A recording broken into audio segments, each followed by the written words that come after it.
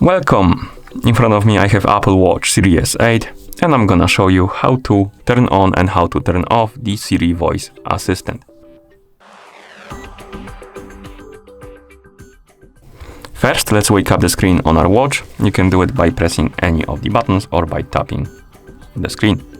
Once you wake up the screen, you can press the crown button to open the menu, then scroll through the menu, find the settings icon and tap on it to open the settings. In settings, scroll down and find the option called Siri and tap on it.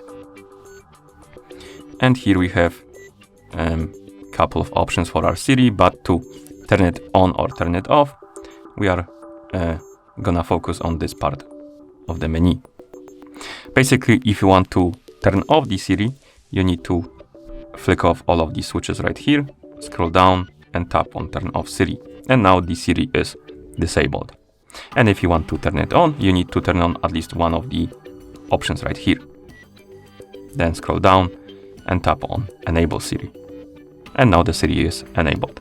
And as you can see, we have a couple options like listen for Hey Siri, rise to speak.